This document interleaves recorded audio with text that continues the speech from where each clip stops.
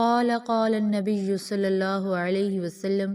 لا يغتسل رجل يوم الجمعة ويطهر ما استطاع من ظهر ويدهن من دهنه أو يمس من طيب بيته ثم يخرج فلا يفرق بين الثنين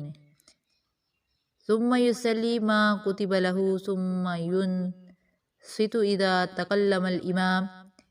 إلا غفر له ما بينه وبين الجمعة الأخرى۔ نبی کریم صلی اللہ علیہ وآلہ وسلم نے فرمایا، جو شخص جمعہ کے دن غسل کرے اور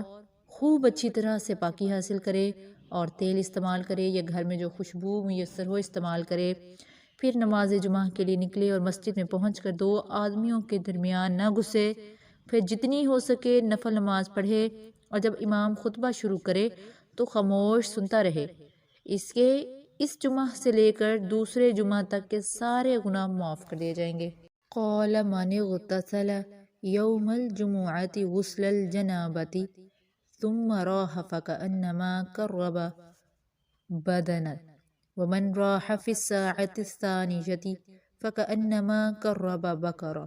ومن راح في الساعة الثالثة فكأنما قرب كبشا آكرنا ومن راح في الساعة الرابعة فكأنما قرب دجاجة ومن راح في الساعة الخامسة فكأنما قرب بيزة فإذا خرج الإمام حضرت الملائكة يستمعون الذكر۔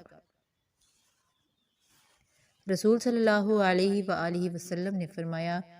کہ جو شخص جمعہ کے دن غسل جنابت کر کے نماز پڑھنے جائے تو گویا اس نے ایک اونٹ کی قربانی دی، اگر اول وقت مسجد میں پہنچا، اور اگر بعد میں گیا تو گویا ایک گائے کی قربانی دی، اور جو تیسرے نمبر پر گیا تو گویا اس نے ایک سینگ والے مینڈے کی قربانی دی،